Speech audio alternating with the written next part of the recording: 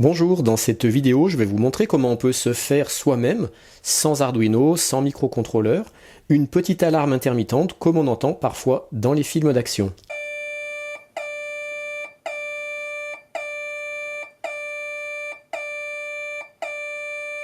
Et en fin de cette vidéo, je vous montrerai comment coupler cette alarme avec un capteur de flamme.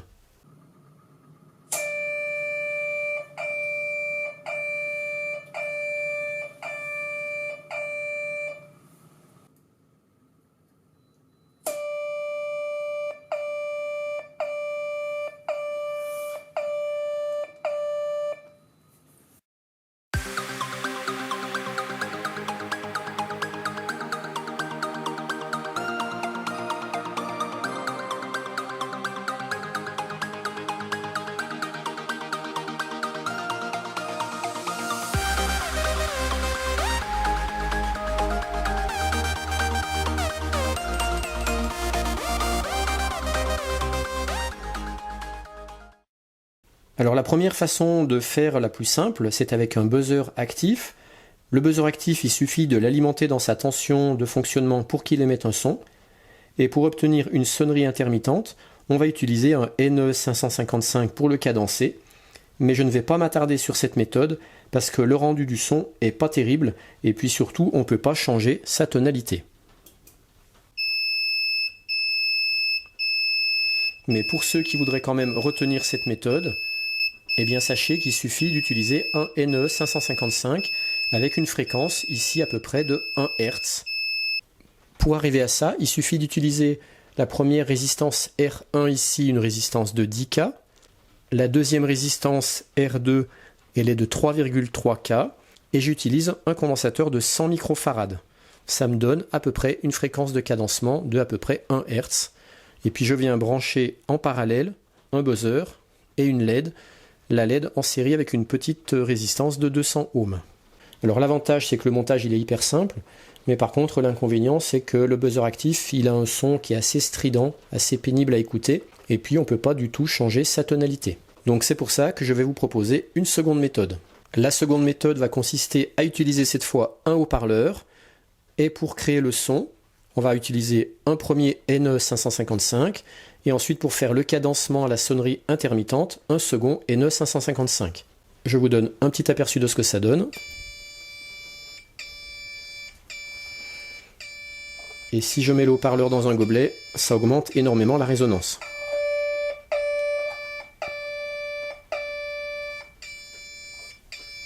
Voilà le schéma du montage. J'utilise une alimentation 5 volts. Donc j'ai un premier NE555 qui va servir à créer le son. Donc pour ça j'utilise une résistance variable de 10K qui va me servir à moduler le son qui sera plus ou moins aigu, plus ou moins grave. Cette résistance variable de 10K je la branche en série avec une autre résistance de 10K. Alors attention, cette troisième patte de la résistance variable, je la branche nulle part. C'est un potentiomètre que j'utilise en mode résistance variable. Donc je vais utiliser que 2 pattes sur 3 de mon potentiomètre.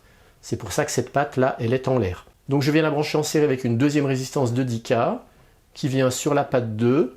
Ensuite là je mets une résistance de 10K entre la patte 2 et la patte 3 du NE555 et j'utilise un petit condensateur de 0,1 microfarad. Donc le symbole là c'est le ground, c'est-à-dire en fait c'est le moins de l'alimentation 5 volts. Donc à chaque fois que vous verrez ce symbole là, ça veut dire qu'on vient se brancher sur le moins de l'alimentation 5 volts. En sortie de cette patte là, je récupère le signal audio, je le fais passer à travers un condensateur de 470 microfarads et je viens ici brancher mon haut-parleur et c'est là que va sortir le son.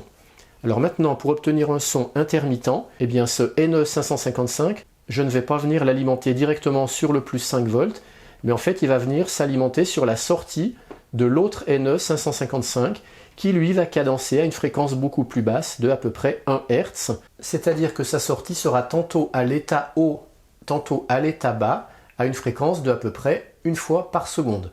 Alors sur cette sortie, en plus d'alimenter le NE555, je viens alimenter une petite LED pour matérialiser mon alarme au niveau visuel. En même temps que le haut-parleur va émettre son alarme, en même temps la LED sera allumée, et puis quand le haut-parleur s'arrêtera, la LED sera éteinte. Pour obtenir ce cadencement de une fois par seconde, eh bien j'utilise une résistance de 10K, une deuxième résistance de 3,3K et un condensateur de 100 microfarad. Et grâce à ma résistance variable, j'arrive à modifier la tonalité de l'alarme. Démonstration. Là je suis au maximum grave et maintenant je vais monter dans les aigus.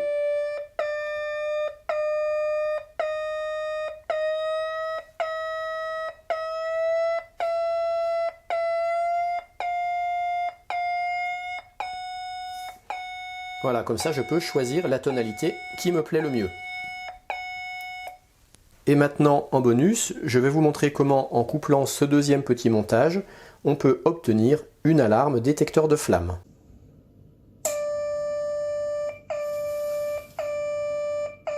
Pour ça, je vais utiliser une photodiode, un transistor et une bascule RS, c'est un CD 4043. Je vais faire en live pour vous le couplage. Donc l'alimentation 5 volts, je viens la mettre sur cette breadboard là.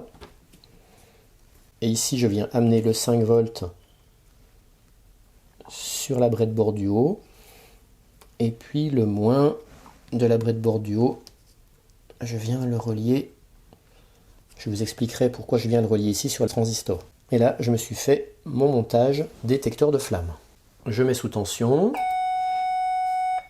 J'appuie sur la remise à zéro, le reset, pour couper l'alarme. Parce que quand on met sous tension, l'alarme s'active automatiquement. Donc il suffit de faire un reset pour couper l'alarme, on va dire pour réinitialiser.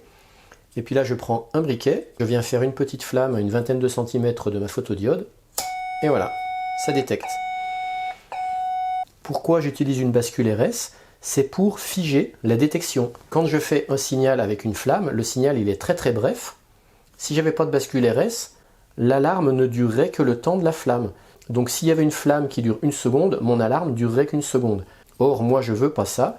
Je veux que même pour un signal très bref de flamme, l'alarme se déclenche et reste enclenchée. Et pour ça, on va utiliser une bascule RS. La bascule RS va verrouiller même un bref signal. Voilà, le signal reste verrouillé, donc l'alarme continue de fonctionner. Et le seul moyen de désactiver l'alarme, c'est d'activer la fonction reset de la bascule. Et là, cette fois, on coupe l'alarme. C'est le propre des bascules RS. Set, c'est le signal. Et reset, je remets à 0. Voilà maintenant le schéma du montage complet. Alors, remarquez bien, tous les moins de tout à l'heure, là où il y avait ground, ground, ground, et bien maintenant, ils sont reliés ici sur le collecteur de ce transistor. Ce qui fait que tous ces points-là qui étaient reliés au moins de la lime auparavant seront reliés au moins de la lime ici quand le transistor deviendra passant. Ici, j'ai ma bascule RS CD 4043 avec ici la photodiode, ici un petit contacteur. Donc comment ça va se passer? Ici, c'est la broche Q de la sortie de ma bascule. Eh bien, ma sortie, je la relie à la base de ce transistor à travers une résistance de 3,3K. Sur le 7, je viens me brancher entre ma photodiode qui est à l'envers et une résistance de 50K, ce qui fait qu'ici, je vais avoir une sorte de pont diviseur de tension. La tension lue entre la photodiode et la résistance, je l'envoie sur la porte d'entrée du 7. Quand ma photodiode ne recevra pas d'infrarouge, elle sera bloquante. Donc ici, j'aurai une tension très faible, proche de 0, puisque cette résistance de 50K, elle va servir de pull-down pour le 7, donc j'aurai quasiment une tension nulle. Puis par contre, quand ma photodiode va recevoir des infrarouges, elle va devenir passante, donc la tension à ces bornes va baisser, donc ça veut dire que la tension à ce point-là va monter, puisqu'elle sera quasiment reliée au plus 5 volts, donc ça va faire monter la tension ici. Quand cette broche recevra du 5 volts, ça équivaut à un 7, donc ça va faire basculer la sortie à l'état haut. La sortie basculant à l'état haut, on aura pratiquement du 5 volts qui va venir ici et qui va rendre le transistor passant. Le transistor devenant passant, tout ce système-là va pouvoir fonctionner parce qu'il sera alimenté. Donc c'est la partie qu'on a vue avant, c'est l'activation de l'alarme intermittente. Tant qu'on ne fait aucune action sur le reset, même si les signaux infrarouges ont disparu, l'alarme restera active. Pour couper l'alarme, il faudra faire une action sur le reset. Pour faire une action sur le reset, eh bien on vient appuyer sur ce petit bouton contacteur. Quand on viendra appuyer sur le bouton reset, on viendra relier la patte du reset au 5 volts. Donc cette fois, on aura une action sur le reset qui refera basculer la sortie à l'état bas. Donc le transistor deviendra bloquant, donc ça désactivera tout ce montage. Et sur la patte du reset, j'ai branché une résistance de 2K reliée au moins de la lime qui fait office de pull-down pour le reset. Ce qui fait que quand l'interrupteur du reset n'est pas activé, ça évite d'avoir la patte du reset qui serait en l'air.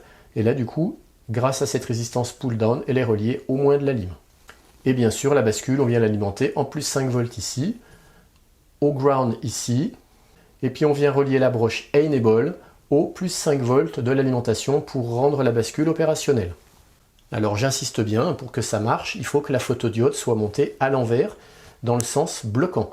Ce qui fait que quand elle ne reçoit pas d'infrarouge, elle ne laisse pas passer le courant, et par contre, quand elle va recevoir des infrarouges, c'est là qu'un courant pourra la traverser et que la tension à ces bornes pourra baisser.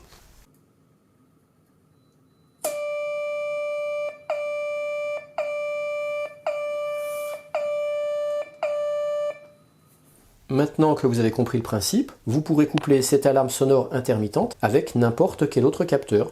Ça peut être par exemple de la température, de l'humidité, de la pression barométrique ou autre, à votre choix. Voilà, à bientôt pour de nouvelles chroniques aventures. Allez, ciao!